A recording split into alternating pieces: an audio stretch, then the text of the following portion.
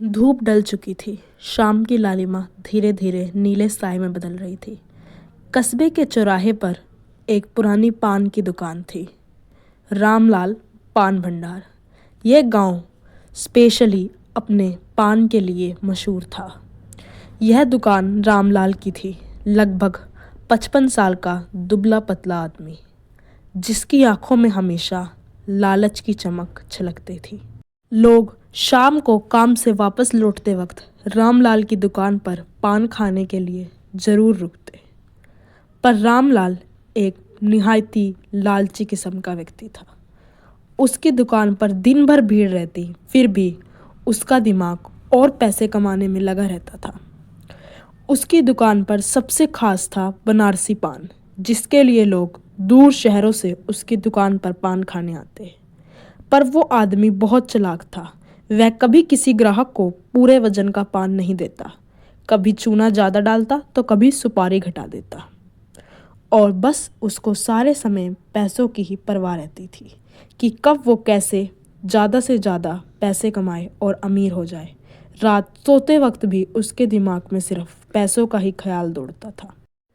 जब उस रात सभी दुकानें बंद हो चुकी थी, रामलाल अपनी दुकान समेटने ही वाला था कि अचानक एक अजनबी उसकी दुकान पर आ खड़ा हुआ। लंबा कद, सफ़ेद धोती और शॉल लिए और सिर पर बड़ी सी टोपी। चेहरा अंधेरे में साफ दिखाई नहीं दे रहा था।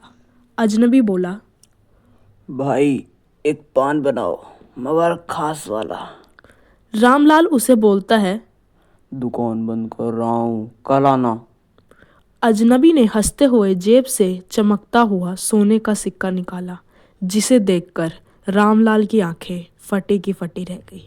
उसने यह सिक्का पहली बार देखा था। अरे भाई, इस सिक्के के बदले पान नहीं दोगे? रामलाल की आंखें चमक उठी। पान के बदले सोने का सिक्का? उसने तुरंत एक घूंट निगला और बोला,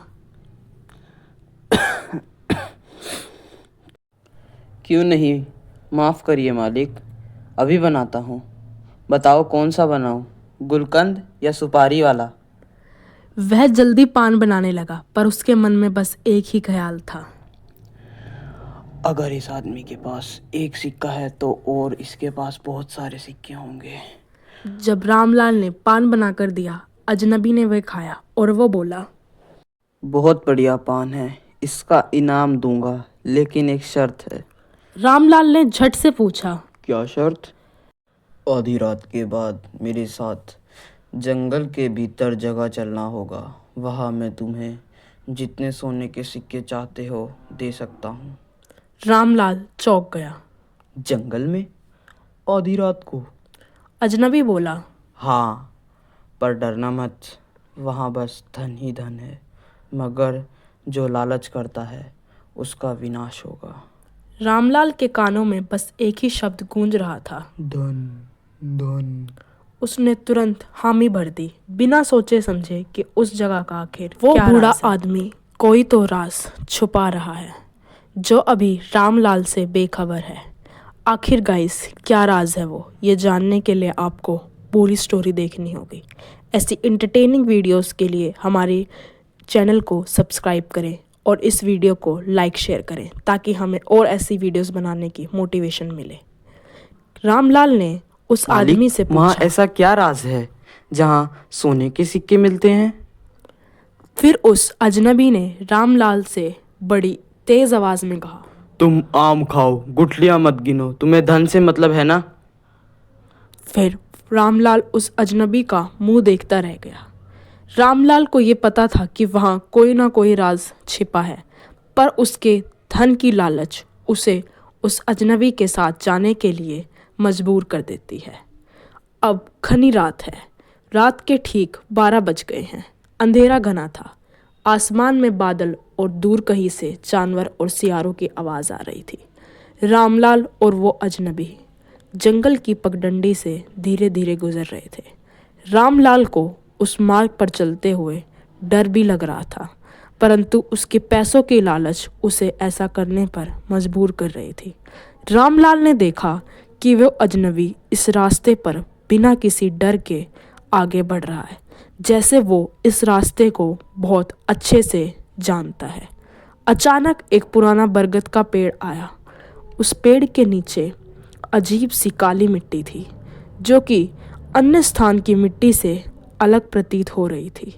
रामलाल ने सवाल पूछना चाहा, पर उसकी झिझक ने उसे ना पूछने पर मजबूर कर दिया, क्योंकि वो आदमी उसे हर सवाल का एक ही जवाब देता। तुम आम खाओ, गुठलियाँ मत गिनो। रामलाल ने थोड़ी दूरी पर देखा कि थोड़ी दूरी पर मिट्टी खुदी हुई है।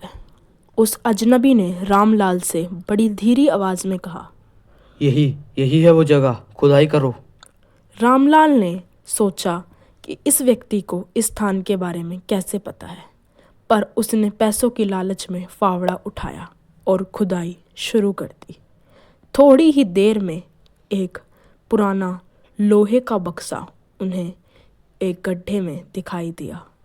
बक्से से सुनहरी रोशनी निकल रही थी और वो बक्सा ऐसा लग रहा था जैसे कि कई जेवरातों, सोनों के सिक्कों और बेशकीमती खजानों से भरा हो।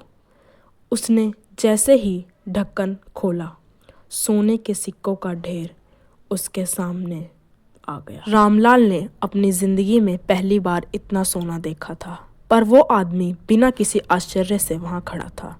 रामलाल की आंखें इतना सोना देखकर चौंधे आ गई। अजनबी बोला, बस जितना है ले जा सको उतना ले लो, लेकिन लालच मत करना, वरना बर्बाद हो जाओगे। रामलाल ने सिर हिलाया, पर उसके मन में एक आवाज गूंज रही थी, इतना सारा धन सब मेरा हो सकता है। रामलाल ने बक्से में से सिक्के निकाल कर अपने थैले में भर लिए। अजनबी बार बार चेतावनी दे रहा था, बस कर, बहुत है, बस कर रामलाल, रामलाल लालच मत कर। पर रामलाल ने उस आदमी की एक ना सुनी। वो आदमी बार बार रामलाल को चेतावनी दे रहा था, अरे रामलाल बस कर, रामलाल बस कर, अब बहुत हुआ है, बस अब बंद कर दे रामलाल। पर उस आदमी की रामलाल ने एक ना सुनी। उसके लालच उसके सर पर सवार थी। जैसे ही उसने आखिरी मुट्ठी सिक्के की उठाई, बक्से से एक भयानक गर्जना हुई।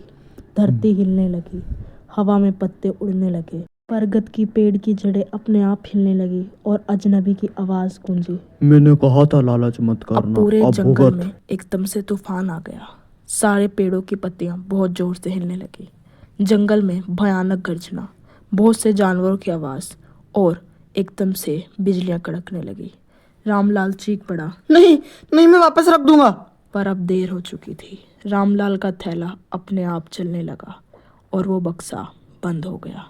रामलाल वो सब कुछ वापस सही करना चाहता था, पर अब उसके पास कोई मौका नहीं था। उसको लगा कि उसने ज़िंदगी की सबसे बड़ी चीज़ पाकर खो दी और अब वो इससे बहुत निराश था। उसके पास अब कोई मार्ग नहीं था। वो इतने सोने को जलते हुए देखकर पूरी तरह से अंदर से नष्ट हो चुका था। पर अब उसको ये श्राप मिला था कि उसे अपनी लालच का अगले दिन सुबह कुछ लोग जंगल की ओर गए।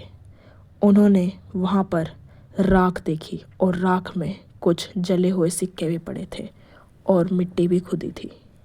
कस्बे में ये अफवाह फैल गई और रामलाल रात में किसी भूत के साथ गया था, अब वापस नहीं आया। अब रामलाल की दुकान बंद रहने लगी। लोग उसकी दुकान के आसपास पान के लिए गुजरते, पर बंद। पर एक रात पर लोग हैरान थे। अरे ये तो रामलाल की दुकान है, लेकिन वो तो मर गया था। दुकान में बैठे पान वाले का चेहरा पूरी तरह ढका था। बस वो धीरे धीरे बोल रहा था, पान लो, सोने के वर्क वाला, बस 1 रुपया। लोगों ने जब ध्यान से देखा तो उसके हाथ काले और जले थे। कुछ लोगों ने डरते डरते पान लिया। जैसे उन्होंने पान खाया, उनकी जीभ से खून निकलने लगा और कुछ चक्कर खाकर गिर गए। सब लोग चिल्लाते हुए भाग गए।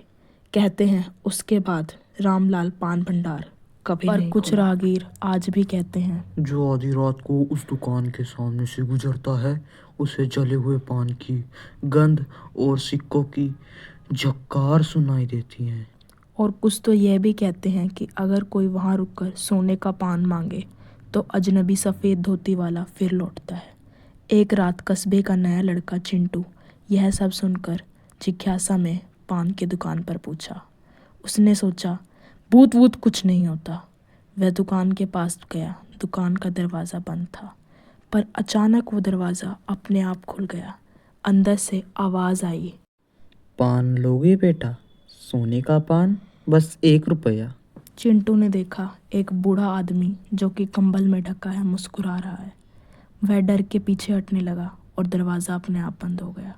बाहर बस सिक्कों की झनकार सुनाई दी। कहा जाता है उस रात के बाद चिंटू कभी घर नहीं लौटा। लोगों ने बस उसकी चप्पलें गाइस, इस वीडियो के देखी। पार्ट 2 के लिए इस वीडियो को ज़्यादा से ज़्यादा लाइक शेयर कीजिए और सब्सक्राइब कीजिए। आज भी रामलाल की दुकान का वह भूत कभी कभी वहाँ दिखाई देता है।